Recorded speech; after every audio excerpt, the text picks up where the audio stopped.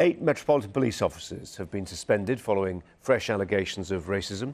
Let's go to our Central London studio. Nathan John is from the charitable organisation Youth Enlightenment Programme. Nathan, welcome to you. These are allegations at this stage. We ought to make that clear. But nonetheless, it will be a worry to the Met. What do you make of them? It's a massive worry.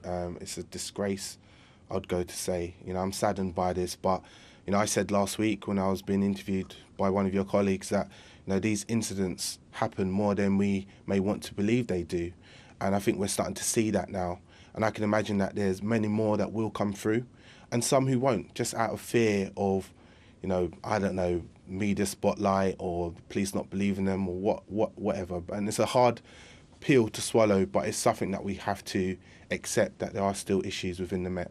Yeah, I mean, it does seem, from what we're hearing about some of these allegations, that it's quite a portmanteau of different criticisms. I mean, bullying seems to be one suggestion, so not necessarily just racism. I suppose there's an argument that says when it's open season on an institution that's being criticised, some people will bring their grievances. Some of those grievances will be entirely legitimate. Others might just be making trouble, frankly. Yeah, no, you're completely right. But at the end of the day, I mean, I'm sure you do know, anyone in power at times abuse it, and I think that's what the police have done, sadly, and it's something that needs to be addressed. And really, I'm quite keen to focus on the future and what we need to do to kind of restore that trust, really.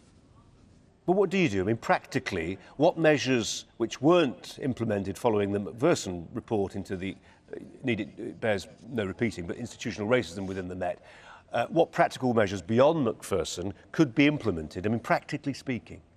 Yeah, practically speaking, we really need to just reinforce the message to all officers that racism or any form of abuse isn't on. So I think these cases that have been investigated have to be investigated swiftly, and we need to make sure that those officers involved are being, charged, persecuted, whatsoever, to the full letter of the law, to send out that message. It's very hard. I also believe that there needs to be some form of independent, not review on the whole thing about the police, but we need to look at how they're engaging with certain members in certain communities, because it's not working as it should. Yeah, I was just going to say, it's very difficult though, isn't it? I mean, in a sense, one of the reasons why this story really came to light was that not only somebody recorded a conversation, an allegedly offensive conversation with a police officer, but that the N-word was used. And that really seems to have been the spark that's lit this.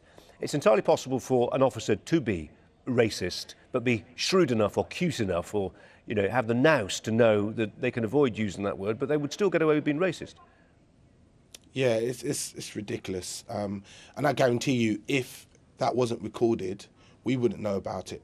And even though it was recorded, the CPS still wanted to throw it out. And it's only because the lawyers threatened it to go to High Court that they said, OK, we'll review it again. And it's ridiculous. And it shows you that the system's broken and we need it to be fixed because, everyone in the community, everyone in society needs to be working together. The police, young people, we need them to be as one. And when things like this are going on, it's really damaging relations, and we can't afford that to be damaged in this day and age. Nathan, one final thought. What do you say to those critics of the Met who say post-Macpherson it's already pretty politically correct and actually it spends far too much time investigating and dealing with relatively unserious, terrible word to use, hate crimes when it ought to be dealing with much bigger crimes? What do you say to that persistent criticism?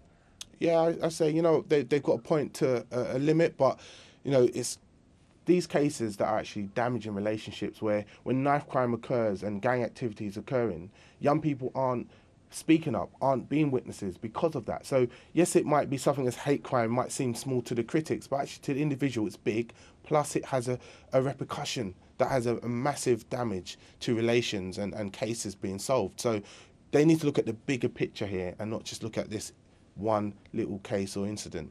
OK, Nathan, thanks for coming on this morning. That's Nathan John. Thank you. Let's just bring you some news from the